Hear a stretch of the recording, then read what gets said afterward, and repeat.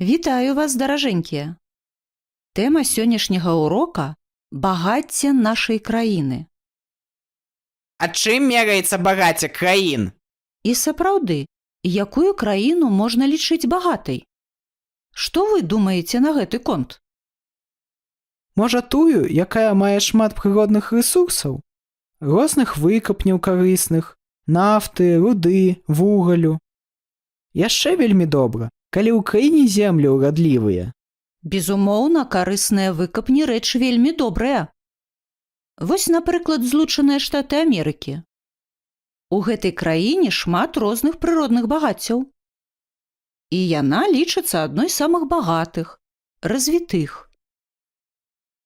Яшчэ адна багатая краіна – Японія. У ёй шмат лясоў, рэк, азёр. У марах і акіяне, якія абкружаюць гэтую краіну, многа рыбы. А вось на карысныя выкапні Японія вельмі бедная. Мабыць, яна іх купляе ў іншых краін. Ну тады зразумела.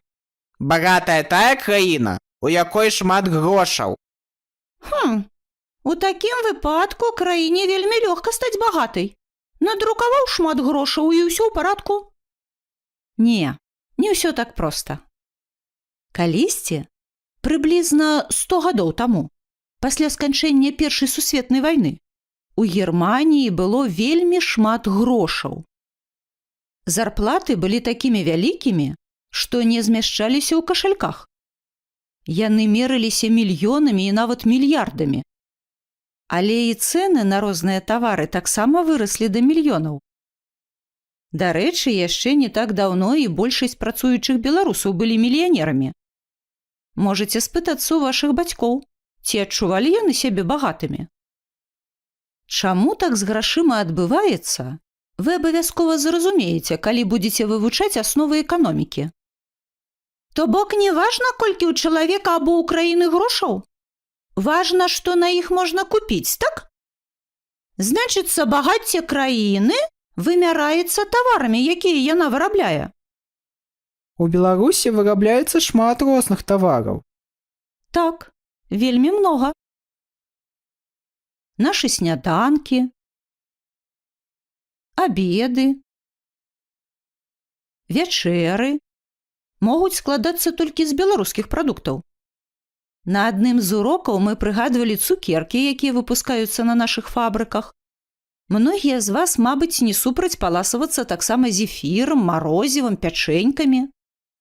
Хлебныя і малочныя прадукты, вяршкі, масла, смятана, тварог, сыры, кефіры і розныя ёгурты. Мясныя вырабы, наш другі хлеб, бульба, розная гародніна і садавіна. Клімат стаў крыху цяплейшым, таму беларускія кавуны і вінаград ужо таксама не надта здзіўляюць. Апрануцца таксама можна ва ўсё беларускае. А вось, дарэчы, наконт адзення і абутку. Мабыць, ужо час нашаму Еўхімку пачаць вучыцца ў школе? Але не апранутым туды не пойдзеш. Апранацца? Гэта абавязкова? Ёсць такое чароўнае слова Яўхімка. Трэба. Ну ладно, я згодны. Што ж, пачнём? Еўхімка ў нас істота незвычайная. Апрануць яго зусім так, як хлопчыка-школьніка, не атрымаецца. Але тое-сёе можна прыдумаць. Возьмем штонікі, кашульку, камізэльку. У Брэсце, напрыклад, яны выпускаюцца на фабрыцы «Панда». Абутак? Хай гэта будуць лідскія красоўкі або кеды. На галаву апранем бейсболку. Скажам, вось гэтую, з зубрам, мінскай фабрыкі галаўных убораў. Яна, дарэчы, сшытая з натуральнага ільну. Спатрэбіцца яшчэ заплечнік, каб складваць падручнікі і сшыткі. Вось гэты з карты свету, фірмы «Галантэя». Ох, Еўхімка, ты прыгажунчык. Так. А калі, даражэнькія, вы лічыце, што нешта ў касцюмчык Яўхімкі трэба дабавіць? Куртачку, цёплы світер ці нешта іншае? Дык, калі ласка, падбярыце падыходзячыя беларускія тавары. Можа, тыя, якія вырабляюцца ў вобласці, дзе вы жывяце? Харчовых, швейных, абутковых прадпрыемстваў у Беларусі шмат. Нямала таксама заводаў і фабрык, якія вырабляюць будаўнічыя матэрыялы, мэблю. Але ёсць і іншыя, вялікія прадпрыемствы, адзіныя ў сваім родзе. У сваім доме або кватэры вы, зразумела, ніяк не абыдзецеся без лядоўні і пральнай машыны. Іх можна набыць у крамах беларускай кампаніі «Атлант». А пры набыцці тэлевізараў у тых, хто жадае купіць менавіта беларускія тавары, ёсць выбар паміж «Гарызонтам» і «Віцязем». Гэтыя прадпрыемствы выпускаюць таксама і мікрахвалевыя печы. Газавыя і электрычныя пліты – вынік працы кампаніі «Ефест». Дарэчы, вельмі цікавыя, гаворчыя назвы бяруць сябе буйныя беларускія прадпрыемствы. «Ефест» – старажытнагрэчаскі бог агню. «Атлант» у тых жа грэкаў – магутны волат, які трымаў на плячах неба, каб яно не ўпала на зямлю. Вось так атлантаўская тэхніка павінна трымаць хатнюю гаспадарку, каб яна не прыйшла ў заняпад. З гарызонтам усё зразумела. Тэлебачанне дазваляе значна пашырыць тую прастору, пра якую мы можам атрымаць інфармацыю. Ну а «Віцязь» – гэта і намёк на тое, што прадпрыемства размешчанае ў Віцебску, і надзея, што яно, у эканамічным сэнсе, будзе таксама моцна стаяць на нагах, як старажытнаславянскія воіны-асілкі.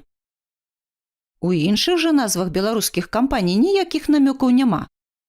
Калі мы чуем «Мінскі трактарны завод», то гадаць, якую прадукцыю ён выпускае, не патрэбна. МТЗ уваходзіць у дзесятку найбуйнейшых вытворцаў сельскагаспадарчай тэхнікі ў свеце. Уявіце сабе, у Мінску вырабляюць 8-10% колавых трактараў ад усёй іх вытворчасці. То бок кожны 10-ы новенькі трактарчык беларускі. Першы мінскі трактар быў зроблены ў 1950 годзе. Вось так ён выглядаў. А вось гэта сучасныя трактары «Беларус». Вялікія і маленькія. Іх можна выкарыстоўваць у самых розных умовах. Яны настолькі манеўраныя, што нават могуць станчыць.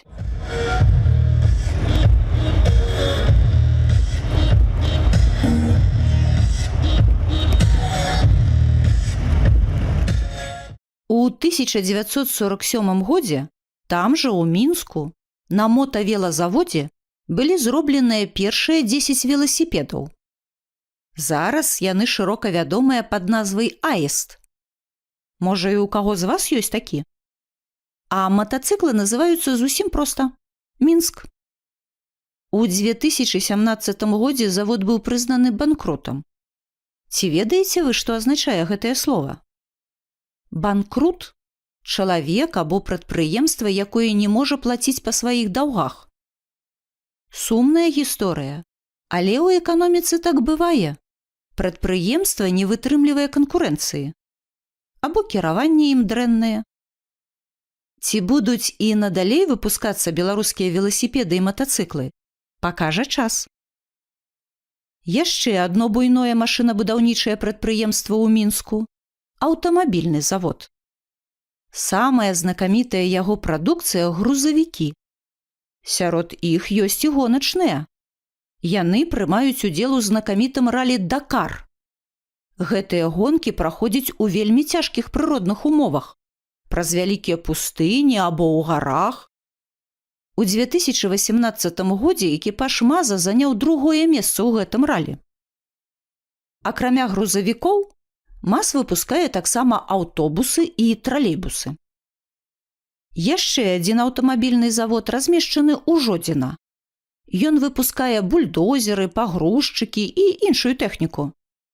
Але галоўнае, чым славіцца БелАЗ, гэта кар'ерныя самазвалы. Сярод іх ёсць сапраўдныя гіганты. У 2013 годзе быў выпушчаны самазвал, які занеслі ў кнігу рэкордаў Гіннеса як самы вялікі ў свеце. Уявіце сабе гэтую грамадзіну. Больш 20 метраў у даўжыню, 8 з лішкам у вышыню. Самазвал важыць 360 тонн. Вы ж ведаеце, што ў тоне 1000 кілаграмаў. Калі ў вас у класе ёсць хлопчык або дзяўчынка, якія важаць 36 кілаграмаў, то толькі 10 000 такіх, як яны, будуць мець вагу гэтага белаза. Ды яшчэ ён можа перавозіць груз масай 450 тонн. Колькі гэта разам будзе? Такія вялізныя машыны не выпускаюцца дзесяткамі і сотнямі. Яны вельмі дорага каштуюць. Як вы думаеце, колькі? Падумалі? А зараз слухайце. Каля 10 мільёнаў долараў. Такім самазвалам няма працы ў Беларусі. Іх выпускаюць па заказу замежных кампаній, якія займаюцца здабычай прыродных выкапняў. Пра развіццё беларускай прамысловасці можна расказваць яшчэ вельмі доўга. Пакінем гэтую справу да урокаў па геаграфіі і гісторыі. А для пачатку вы можаце заняцца знаёмствам з тымі прадпрыемствамі, якія працуюць у вашым горадзе або раёне. А зараз хацелася б звярнуць вашу увагу вось на што. Прыгадайце рэчы, якімі карыстаецеся вы, вашыя бацькі, знаёмыя. Далёка не ўсе гэтыя тавары беларускай вытворчасці, так? Чаму мы купляем замежныя рэчы?